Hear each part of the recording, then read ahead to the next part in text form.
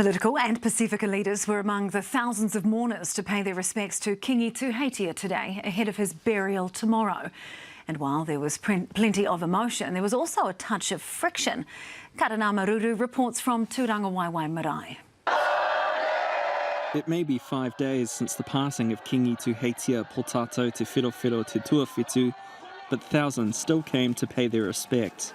St Stephen's Old Boys, the Māori boys' boarding school Kiingi Tuheitia attended.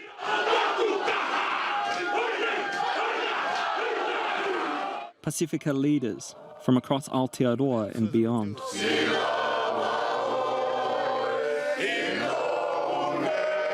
There was a heavy political presence also, including Helen Clark, the Prime Minister when Kiingi Tuheitia ascended to the throne.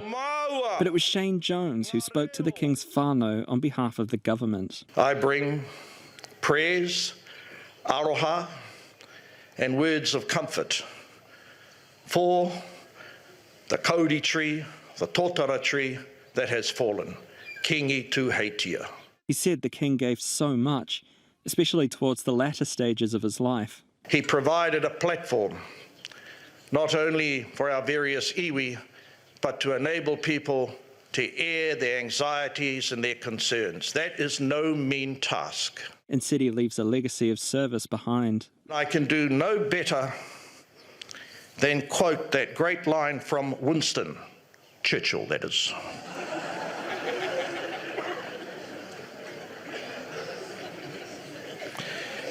To enjoy a living, we take what we can get, but to create a life, we give. ACT leader David Seymour was also in attendance after being a no-show at Koronehana, the recent anniversary of the King's coronation. If this is perhaps your first visit, it is with bitter sadness that you weren't able to be here 2 weeks ago and to spend some time with our King. But you've arrived today.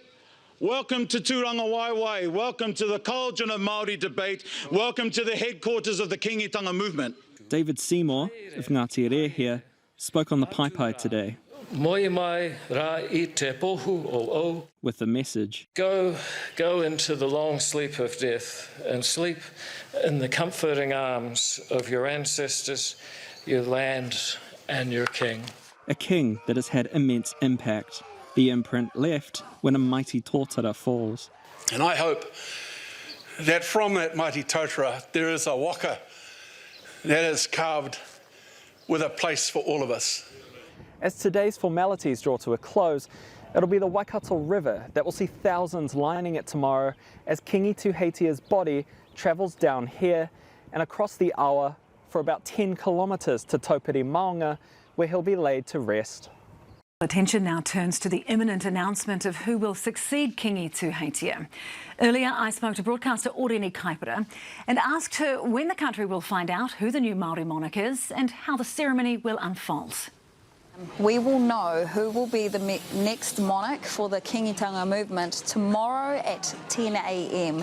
That has been the decision passed on to everyone by the Te Kaumarua, the Council of Advisors to the Kingitanga movement. 10 a.m. is when the official procession begins, and what that procession looks like is the council itself, so the 12 members, all individual representatives from 12 different regions or iwi, major iwi across New Zealand. That's the top of the North Island to the bottom of the South Island. They will lead the new monarch on to Tūrangawaewae Marae back to the forecourt where Kiingi Tuheitia will be laying in state for the final hours before they take him up to Taupiri. They will then transport Kiingi Tuheitia and the whānau and a whole lot of personally selected rowers or kaihoe, as we call them in Te Ao Māori, will take Kiingi Tuheitia down the Waikato River, which is a 9-kilometre stretch of water. It'll take some time, 2.5 hours, we are told,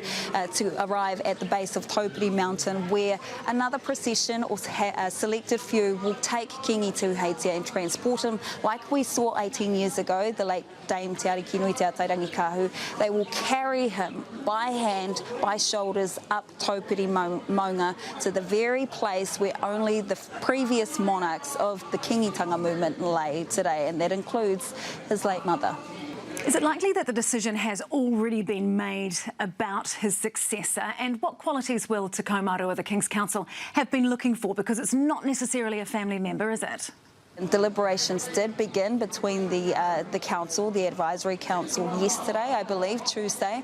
And so a decision has been made, but what that decision is, no one knows until 10 a.m. tomorrow. So there's a lot of murmurs going around. I'm not going to repeat what everybody's saying here on the ground, because right now the time is for mourning Kiingi Tuheitia, ensuring that he has the best, the most well-earned farewell for being the reigning monarch for the last 18 years. And Oreni, tomorrow is going to be incredibly emotional for all attending Kiingi Tuheitia's Tangihanga. What's planned for his burial? Yeah, it is going to be a bittersweet farewell, I suppose, for those of us who were fortunate enough and really privileged to spend a little bit of time with him. Tomorrow, definitely a lot of emotions.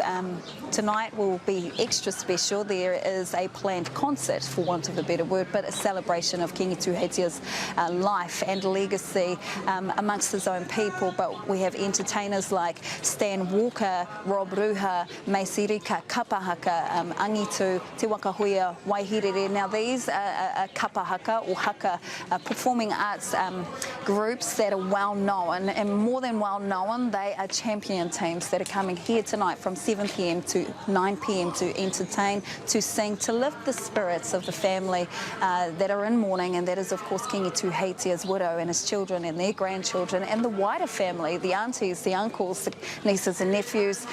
So there's a lot of celebration that's going to be had tonight, and that'll set the tone for what will be a beautiful send-off tomorrow.